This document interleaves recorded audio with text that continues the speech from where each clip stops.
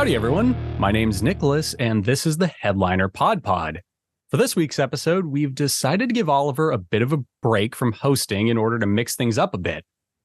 This was a mutual decision that in no way involved me throwing a tantrum and refusing to stop holding my breath so that I could get a swing at bat, and we're just going to play this thing by ear and see how it goes.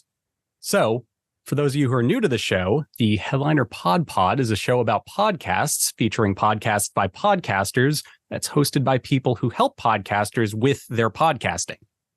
So, in case that wasn't clear enough already, we aren't a show on Disney+. Anyway, we had over 500 submissions from shows that want to be featured on this, and we intend to work through each and every one of them until we hit what we call Podcast Zero, or Pod Zero. And to do this, we have a fun little game we like to play involving AI-selected snippets from a few of those shows. So here are the rules. Each of the people on this call are going to hear a 60-second podcast clip, and then one of them is going to need to pick the correct podcast title from a lineup of 3 choices. But before we do that, let's just say hi to everybody on the show today, and I'll just pick you at random, starting with Elissa.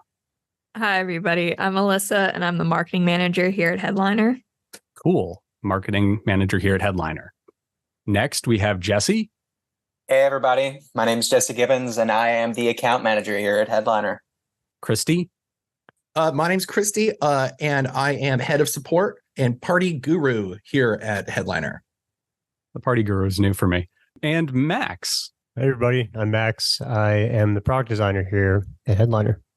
And of course, we obviously have Oliver, who's acting more as a producer this week because, and I can't state this enough, I threw a tantrum and refused to stop holding my breath so that this would happen. As long as you're breathing, I'm happy. Okay, awesome. So let's just get things started. Let's just dive into things with our first clip. Elissa, you're first up because you're the first one on my Zoom. So you kind of know how this works already. You have to cover your eyes. You could use a book. You could use, I think last week, Dash used a glove at some point. You could just use whatever, and we'll play the clip. As soon as you hear audio, you could stop covering your eyes, give it a few seconds, and Oliver will switch us back to a page so that you don't know what's actually playing. All right. I'll use my trusty sticky note thing here. Okay. Grows gradually, and then the effort, which so then you reach a point, right? Let's say like the 50K mark, and then the amount of effort that's going to get you from like 50K to 50K per month to 150K per month versus the ROI on that diminishes. So if you're not going to put the effort in to get to that next inflection point, it doesn't make sense. It's almost like if you're driving on a highway and you need to get off, you can either get off at this exit or you have to have enough gas in your car to get off at the other exit. It doesn't make sense to go past this exit if you're not going to make it to the next exit. Does that make sense?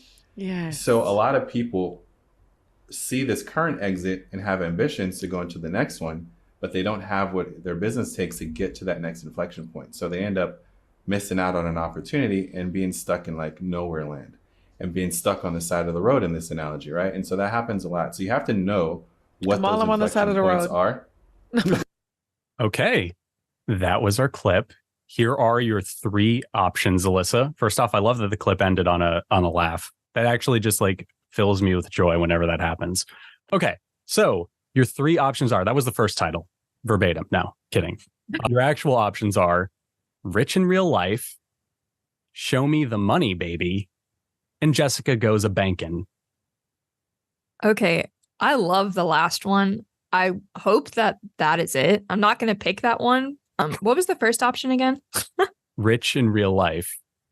I feel like that's probably the most realistic, and given that, I don't know, if these were AI generated, I feel a little conflicted, but I'm going to lock in the first one, Rich in Real Life. I feel like that would be the podcast name, but I hopefully want the third one because I like that. So you actually want to be wrong for this? Yes. Okay. I don't think I am, but I would love to be. I'm sorry, Elissa. You actually got it right. It is Rich in Real Life. Dang. Okay. I'm conflicted. I'm so sorry. I mean, we can go again if you want, but yeah, you got it right.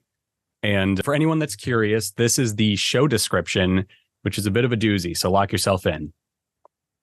After 4 years of embracing our Struck Through the Stranded Phase podcasts, it's time we shift and decide to change our own narrative. For those who followed along on this journey, this doesn't mean we won't be met with pain, we won't get hurt, or we won't go through transitional periods. It means it's time we invite wealth into our life in all forms.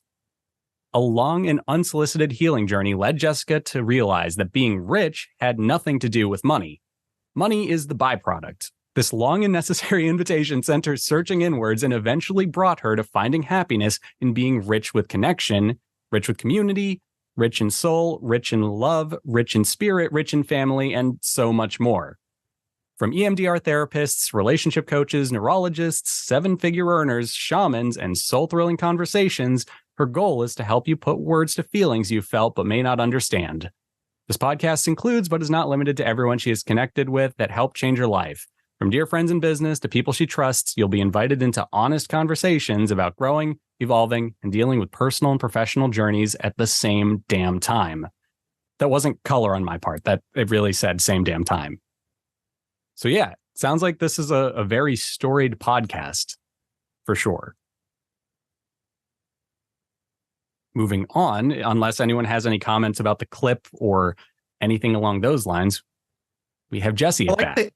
I liked the gas analogy. I've been going to think about that for the rest of the day. And oh, Jesse's actually brought a tool with him. Wow. We have a prop. Perfect. Oh, wow. Yeah, I just want to say, my glasses off. I'm nearly legally blind. Yeah, I really like the description of the last episode or the last show. I feel like that was actually a great description. But I will say that mixing a seven-figure earner with a shaman sounds like what I'd refer to as a nightmare blunt rotation. So I hope to never have to encounter that. Yeah, that's definitely one thing to call it. It's interesting. I'm definitely curious, like, were those back-to-back episodes? You know what I mean? Like, we're going to talk to a shaman, but we're going to have a seven-figure millionaire, as a chaser. Okay. So, Jesse, your eyes are covered. Let's go right into clip number 2. Then as technology progressed, it became easier to get, studio equipment, or at least on your computers. Like guitar players started to do the drum machine and then just write riffs and then present to us with song structure. So it really cut the practice time down. It's good and bad. I mean, people can be creative on their own, but sometimes I really did enjoy the rehearsing ideas together, hashing out ideas. And one of our most popular songs is a song called Endless, and the breakdown on that song was slightly different when it was first written. So the song was the way it was, and coming out of the heavy stoner part towards the end. And our drummer at the time, Mike Rudberg, he dropped his stick before he went to the breakdown. And the way he picked up so quickly that it created a stutter, it changed the breakdown a little bit. And just as soon as it happened, our drummer just stood up, he threw sticks, and he walked around the room like patting his head. That's how he expresses his excitement on things. We kind of realized we stumbled into making the song better. So that doesn't happen when you're doing it on your own. Okay. So, really interesting clip. I actually have a comment about it that I might share later. But, Jesse, here are your 3 options for what this show might be called. All right. Number 1, musicians, songs, and beer. 2, verse, chorus, verse. And 3, behind the board. So I think I'm leaning number 3 right now, behind the board. I'm assuming that these are all music podcast titles. So it's obviously a music podcast. They're breaking down, they're going behind the scenes of a set that they did or a concert where something happened and it changed the feeling of the song and the concert, and probably is something that they've carried forward. And so I think I'm going to go number 3, behind the board. Is that your final answer? I'm locking it in, Nicholas. Okay. Yeah, I got to work on a Regis Philbin impression for these with that question. But anyway, I'm sorry. Unfortunately, you are mistaken, sir. It is the second option, verse, chorus, verse. But, hey, you got what the show's about. So, here's the description of the show, and then we could talk about the clip if anyone has any comments about it. DL is a lifelong music obsessor and student. With the help of friends Evil Jimmy, Rachel Polio, I might have said that wrong, and I'm definitely saying this one wrong, Sven Knudsen, Verse, Chorus, Verse tackles band dissections, album reviews, and interviews of fantastic guests from all parts of the industry. Also drinks. Lots of drinks. So I see the also drinks part, and now I suddenly understand why the first fake choice was musicians, songs, and beer. That ChatGPT? I don't know, Oliver, were any of these Chat GPT'd? I These feel haven't like ChatGPT. Okay, so every single. Sorry, Alyssa, what were you saying? I was just saying they feel like you, some of them. 100% me, all of them. There was no GPT this week. Okay. So, well, and I think the GPT was just too scary. It's getting too real. It was getting a bit too real. It was asking personal questions. So does anyone have any comments about the content of the clip itself? Anything like that? I actually was pretty curious about this show from listening to it personally. I want to know who Evil Jimmy is and why he's so evil. I'm imagining like Jimi Hendrix, but instead of playing rock music, he's into doo-wop and he has a mustache, like an evil Spock mustache or something. That is so evil. Yeah, I love this stuff. This is like right up my alley when it comes to like music making. Usually it's the mistakes that, or like just accidents is what causes like the music to change. So them telling that story, I'm like, okay, I'm gonna actually go ahead and listen to this episode. Yeah, no, I'm right there with you, Christy. Like, this is exactly the kind of podcast for me. It's full of like random trivia about music that I may not have ever heard, but I just want to put that information in my Rolodex. Mm-hmm. Yeah, I think it's really cool. Like the little comment about the drumstick reminded me of why like Ringo was the drummer for the Beatles. It's because he was a lefty who played a righty kit. So he did everything backwards and it gave him a unique sound. Yeah, that's really goofy. It's like there's so many weird little music things that have so many cool stories like that, or how Genesis found like his drum sound in the 80s because it's like a weird compression thing. It's all that stuff is goofy and it's like all my favorite stuff. No, exactly. There's another thing about their design choice that they did here. In the logo, the verse, chorus, verse, and they have us in the middle with a different color, and it's a podcast for music nerds by music nerds, so it's really emphasizing the sense of community. I think that's a really nice design choice. Yeah, no, I really like that. Is this good? Is this good branding? This is good branding to me. Like the us is like the FedEx thing with the arrow in it. Like it reminds me of that. Yeah, I'm a fan of it. I was going to make a comment about the us call out too. And then also like thinking just like the contrast point of view, like very accessible. So we love that. Also a podcast for music nerds by music nerds, kind of like the headliner PodPod. So already a fan of that. Easy to remember, direct, will resonate with your audience. I like it. It's less of a tongue twister than ours too. Ours is approaching like a limerick to say it. I'm just saying. What would ours be if we named it like this, like rant, tangent, rant or something? It would be like podcast, podcast. Pod yelling at clouds, something like that. Who's the band? Now I'm curious. Like I want to know who they're talking about in this episode. We don't have that here. I'm assuming it would be in the episode title. Oliver, do you happen to remember that at all? No. Okay. Well, Max, there's Beatles. one very easy Ringo. way to find out. It's called binge listening. Yes. Subscribe. I'll subscribe. Exactly. I'll follow. And then first. please tell us who it is, Okay. So next up, we have Christy. So Christy, you're covering your face. Let's pull up the clip.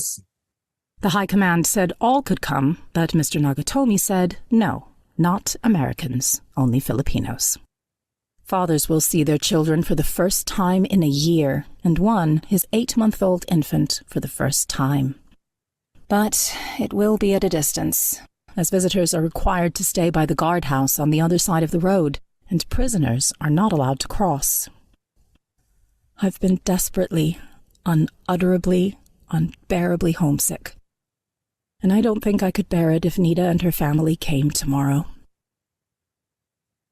Christmas Day, Camp Holmes, 1942. 5. The choir woke us singing Midnight Clear, Herald Angels, Joy to the World, and other hymns.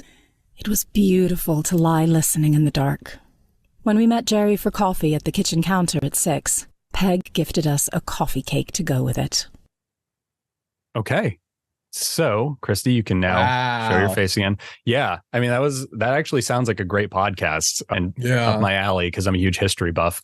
So here are your options. The first one is POW Pod.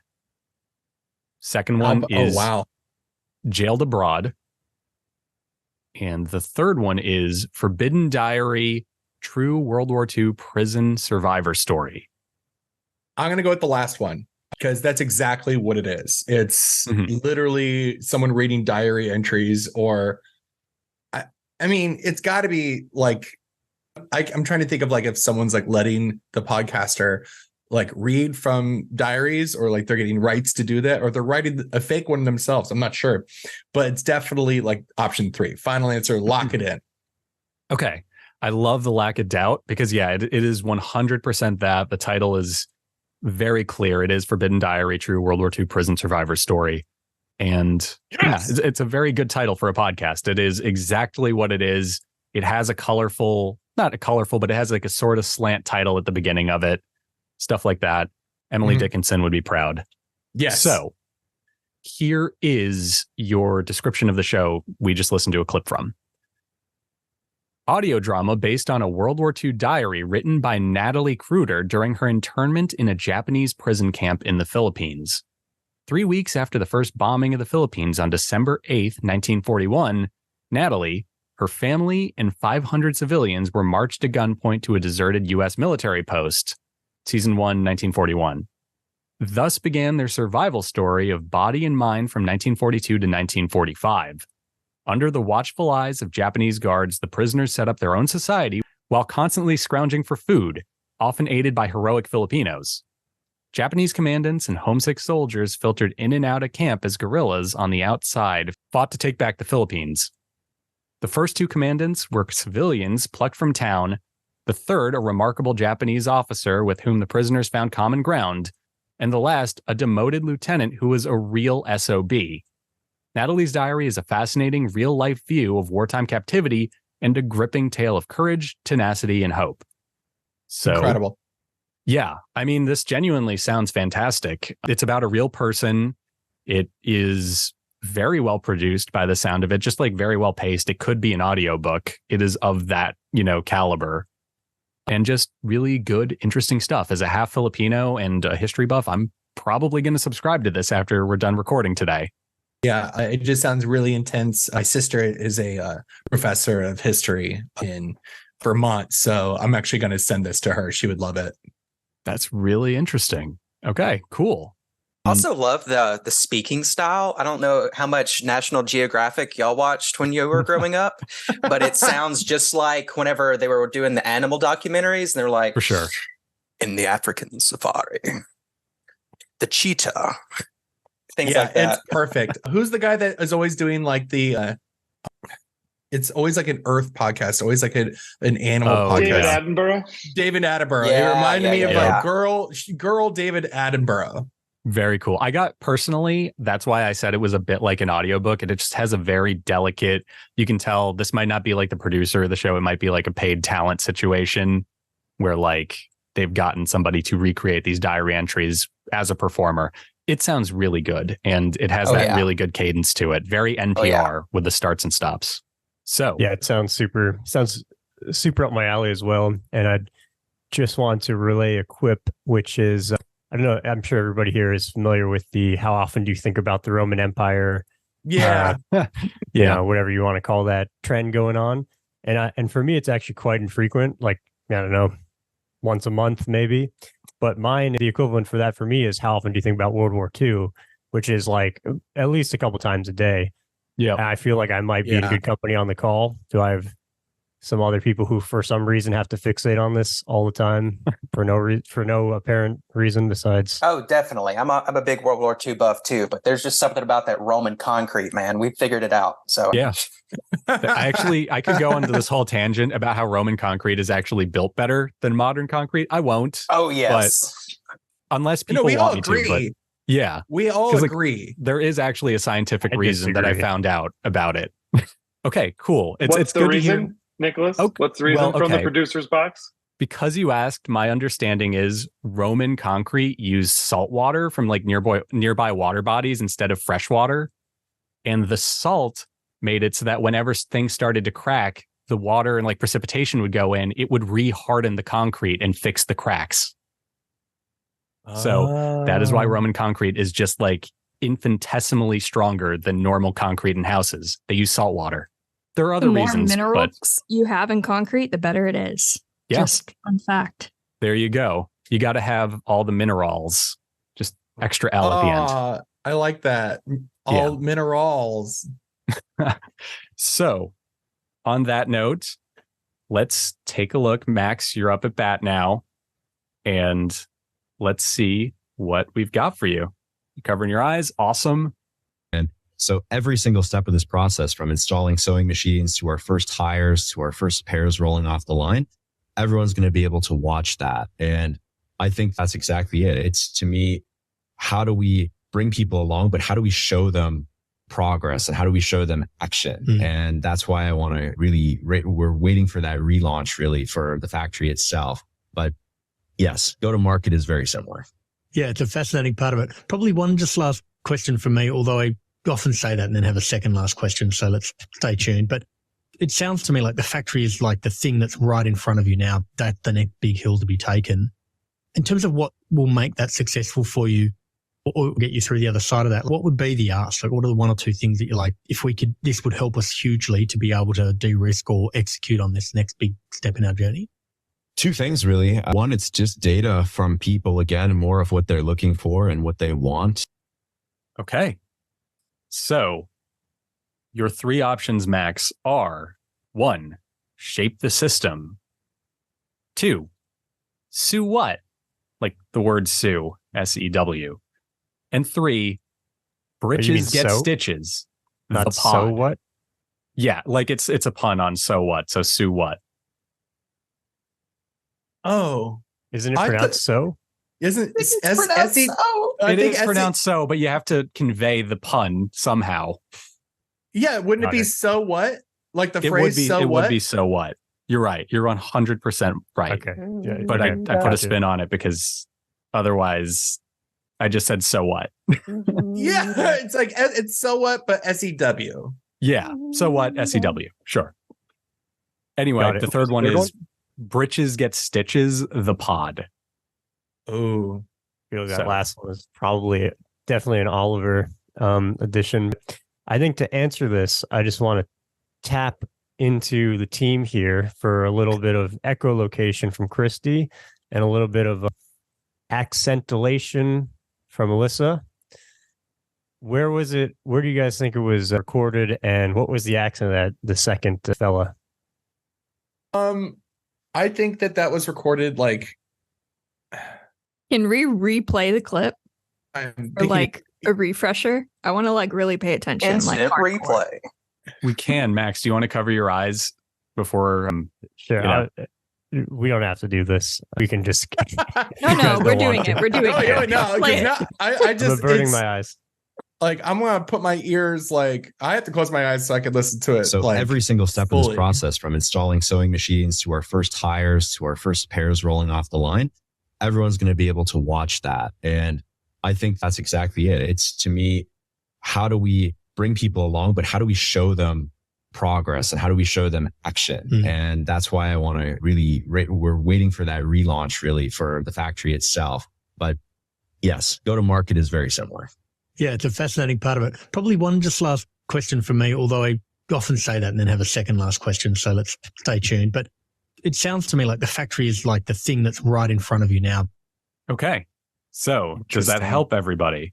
This is gonna sound super weird, but there's like this little bit of tinny thing right at the end of like every word.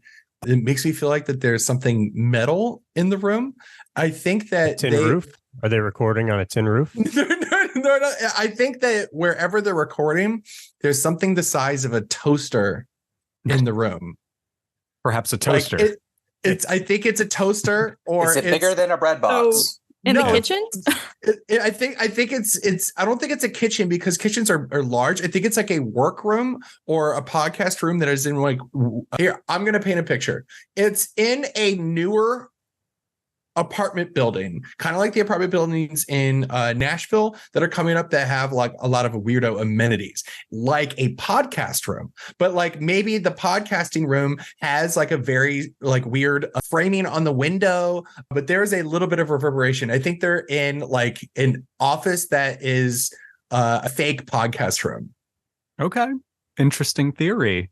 Elissa, do you have any ideas on the accents before we get back to Max for I do. the names? So when he said taken, so I was leaning towards British, but then he said taken, and I was like, that's not British. So I'm going to go with New Zealand once again. Okay. All right. Interesting. And Max, All right. that after was helpful. sufficient stalling from you, what do you think the name Yeah. is? I can't remember any of them besides So What, so I'm just going to go with that one because I love it. So Okay. let's just roll the dice on that one. You are unfortunately mistaken. I'm glad that I put an inordinate emphasis on that title now. The actual title is Shape the System. That makes a lot more sense. It probably wasn't a podcast just about sewing. They did ask a lot of process. So definitely just one episode where sewing happened to be a factor in whatever they're shaping. Sure. But yeah, sounds cool. I love those kind of like, sounds like a How I Built This type of show. Mhm. Always a lot of fun. Yeah. Well, we can actually find out what the show is about right now. Here is the podcast description. We interview people from all over the world who are changing our systems. This might be food, energy, finance, education, health, environment, charitable, anything really. They may be involved as founders or CEOs or providers to the specific vertical. The ventures they operate may be nonprofit or for-profit, but they will have found a way to create success, sustainability, and impact. So you get a nice spread of conversations there. It sounds pretty interesting. And yeah, I mean, I'm going to personally continue to call the podcast Sue What. I'm doubling down on it. I'm tripling down, but it is Shape the System. I do have a bit of research here. There is a podcast called So What, and it is a weekly podcast that celebrates historic needlework and those who stitched it. So. Okay. I like it. That sounds cool.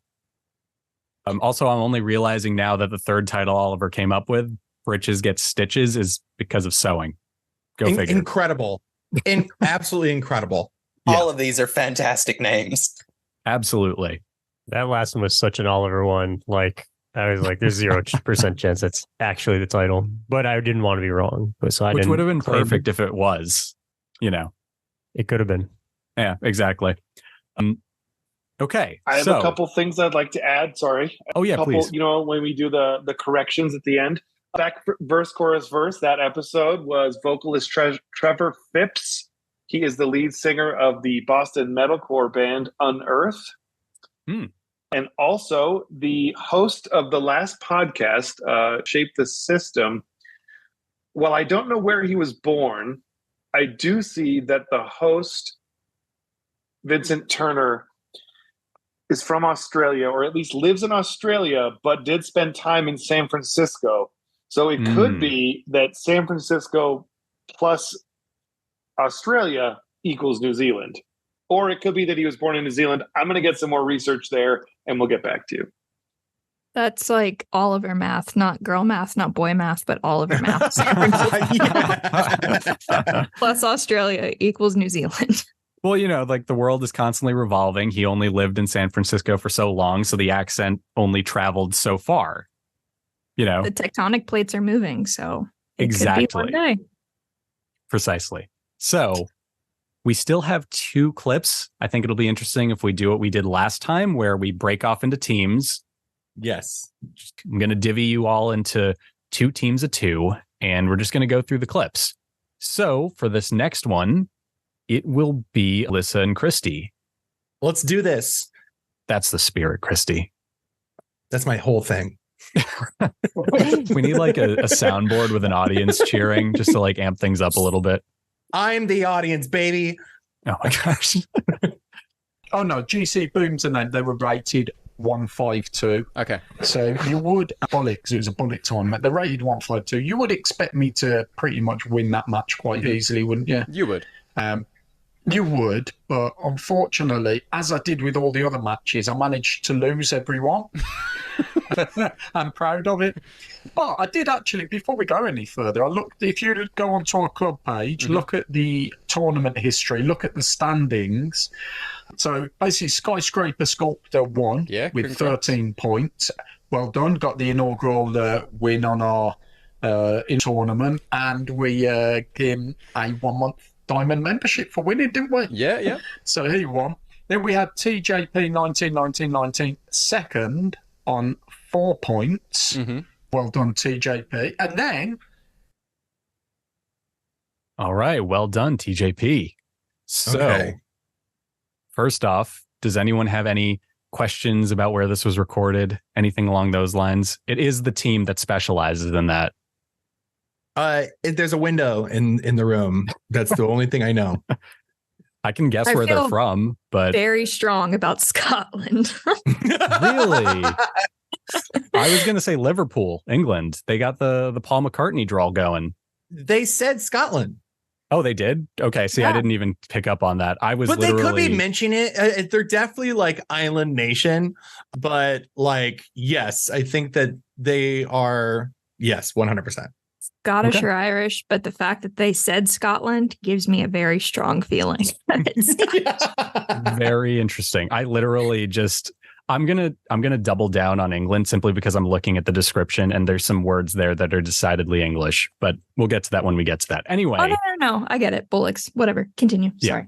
Your three choices are Average Joe's competitive bird watching, Average Joe's chess, and Average Joe's boxing. Okay. Now we have some things to discuss because I think it's a deduction thing because there's no points in bird watching. But you've never done competitive bird watching, Boxing's a gym, isn't it? Yeah, I don't think that there's points in boxing. There's wins and loses. There's points, yeah. There's points at the end of every round, yeah. Yeah. But if they're talking about points and you had said hey, is it soccer? There's no way someone got 13 points in soccer. So football. I don't know how the point structure works in boxing. I can't make an assumption for that. Okay. So I can't decide if that's high or low or within threshold of possible boxing points. So I think it's got to be chess. I think we're getting the same answer, just getting there very different ways. Yeah. I go all the way around. But just before you guys decide, you do know that bird in the UK refers to something else. Oh, yeah. Wait, right. No. Wait. What is it? Is it cricket? Is it like a cricket thing? Bird watching? No. Bird is a woman. Oh, come on. I was thinking birdie. Max just got back from London for what it's worth. So yeah, you got all the bird watching points there, Max. I'm going to stick with chess. Okay. I'm rethinking this because I don't know that Oliver would know that off the top of his head. Okay. Bold of you to assume. Talk it out. Argue. Okay. All right. Throw a chair across your Zoom call, by all means. So it's competitive woman watching. Yeah. We take it at face value. Hint. I did grow up in New England. I'm just going to add that. Well, yeah, but that's... I don't think in Boston, do they call it competitive women watching? I really hope that that's not correct. I have to stick with chess. On a moral basis, I have to stick with chess. I want to live in my naive bubble too and say number 2, chess. I don't know why, but yeah, something about it. We're sticking with our answer after that weird deliberation. Okay. Average Joe's chess is the correct answer. That's what I'm talking about. I mean, you know what? You both got to the answer in very good ways, though. You were both like, you know what? I don't think that's enough points for boxing. It isn't. If you have a 10-round fight, there are 10 points in any given round that goes to a fighter who won it. So it would have literally been a round long. Yeah. I want to make a little clarification. So the bird watching one, I wrote this after I was on a hike and I was watching birds. I wasn't thinking about the... yeah. I don't know. I was just thinking, man, I wonder if there's a I was thinking about how people are competitive for anything. And I was like, I wonder if people compete for this. And they probably do. There's But probably a that's it. podcast about it for sure. It's probably like a bing. Like if I was going to do a competitive bird watching, it would be like a bingo card. It's like, hey, I want you to go to this, enclosure, and the first person to do 5 in a row and like actually get the picture of them. That would be like, it would be a speed round. It would be like the amount. There would be a bunch of different things. That sounds really fun. That That's actually sounds real. like a I great just looked time. at the U.S. Fish and Wildlife Service competitive birding. In this annual statewide event, teams vie to spot the most birds in 24 hours while they earn pledges for bird conservation in the National Audubon Society. Can we do that? Oh, very cool. Audubon Society. Yeah. Yeah. They're actually running up and down the Autobahn, Christy. Okay, so here's the description for Average Joe's Chess. The only chess podcast that non-chess players love. Funny and occasionally informative chess banter from two average Joes. It's a chess podcast that most chess players can relate to. It's like listening in to banter between two blokes in a pub chatting about chess and other stuff. There's a lot of serious chess podcasts out there for serious chess players. This isn't one. Who knew chess could be funny? New episodes every Sunday night. So, there you have it. That's the reason I thought they were from England, besides having the sort of Liverpool accent. Two blokes in a pub. Just two decidedly English description, words. like really well written podcast description. Yeah, for sure. For sure. It tells you everything you need to know about the show. And as a person that actually wants to get better at playing chess, I might add it to my list. Okay. So now we're on to the final show. We have Max and Jesse teaming up. And let's see what we got here, guys. Cover your eyes. Seattle. Like, for sure. Love to have him in Seattle. Have the You think he'll end personality, up the in Seattle? mentorship. What are the chances of that? I don't know, honestly. Like he did say he wants to go back to Cincinnati, but I don't know if they're going to necessarily have a spot for him. Because we talked about that before when he's coming back from his injury. That's like, I don't know. In Seattle, though, like they need a DH, they need a good backup first baseman, and that kind of personality would go a long way in that clubhouse, I think. So well, and they need some experience as well. Some like really good. Yeah, there's not a whole lot of it, and I don't know. I think he'd be a good spot for him. I hope for him, and I'm going to say this: I hope for him he doesn't end up in New York. I don't think he wants that. All right. Okay. So, first off, do either of you have an idea what it might be about? Well, I heard first base, and I know that's baseball. Very astute of you. Yeah, points for you, I was man. going to say chess.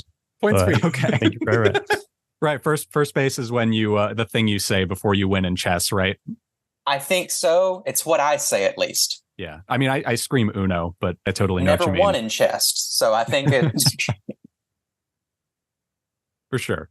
Okay. So let's dive in. Let's see if you guys can pick out the title of this podcast as opposed to just its subject matter. Your first option is Baseball Together Podcast.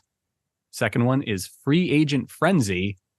And the third one is Bats, Baseball, and Baby Ruth. Those are What are you thinking, Jesse? I don't know. I feel like Baby Ruth is too on the nose.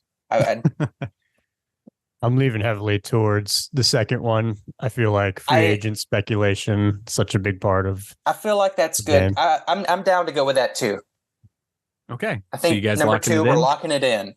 Okay. I'm imagining like a giant, like kind of like a Deal or No Deal like podium, and you're just hitting the lock-in button right now. Free Agent high Frenzy rollers. is incorrect. Unfortunately, Max, you put yourself in the high rollers corner and you just lost all of your money. No, it's Baseball Together Podcast. That was the This one I always didn't think it happens. was. Yeah. I know. I actually, personally, I would have gone with Free Agent Frenzy because I just like the alliteration of it. Yeah. And if I had to pick a personal favorite, I just like Bats, Balls, and Baby Ruth because I'm imagining Babe Ruth, but he's like tiny. He's like 2 feet tall and he's still playing baseball. He's like running around, Yeah. So, yeah. So the initial version of that last one was gonna be. I just changed it. It was bats, bats, balls, and baby dolls. But after the interpretation of the word bird in the previous one, I didn't want this going off the rails, so I changed it. Because some of these things, they true. just rhyme and you don't think about what's going to happen. So I don't know. So there you have it. I like how I was just describing things in baseball. It was like, there's a ball, there's a bat, there's a guy named Babe Ruth. Well, it's a baby named Ruth there. It's Baby Ruth. It's kind of like the Muppet Babies version of him. It's the entire person, but he's a child. Anyway, here's the description of Baseball Together podcast. Baseball Together, we believe that baseball is a community, and our favorite sport is best when we enjoy it with our baseball family. Join us each week on the podcast as we do baseball together while talking about baseball events and topics like the unwritten rules, playoffs, and more. There you have it. Beautiful. It's a very simple description for a podcast, but it works because if you're listening to a baseball podcast, you probably already know enough about baseball, you know? So I think it works. Definitely. I'm unqualified to speak on it. I'm not a huge baseball fan, so egad. I'll leave it to the experts, but if I was, I'd probably listen. But not being a baseball fan, say it's probably not going to go into my rotation personally. Okay. Interesting. I am a baseball person. It's like one of two sports I care about. So yeah, this very well could go into my rotation. Baseball was always, but yeah, what's the other one? It is very random, but it's old boxing history. So it is boxing, but it's like more specific to like olden boxing. Interesting. I respect it. Yeah. Like guys with names like Old Curly, big left hand. Probably more like George Foreman. So good. Jesse's accurate, but Christy, I'm learning a lot about what you think about me right now, and you're not entirely wrong either. But no, I'm actually a huge, like, it's part of my being a history buff. You can look at like history through the 20th century and you can learn a lot about what's happening in the world based off who the heavyweight champion was. Yeah. Which was Old Curly for years. Yes, it was Old Curly from 1898 until, believe it or not, 1941 when Joe Louis took him out. Oh my God. So yeah, he was heavyweight champ for 40 years. Okay. Anyway, that is all of our clips for today, everyone. I hope you enjoyed our little game. I realize that most game shows have a prize, but the prize was the friends you made along the way. So everyone's a winner today. Oh, you know? Yeah. At that, I will bid you all adieu for today. Drive home safe now, you hear, and I hope that everyone who's listening enjoyed the show. Goodbye, everybody.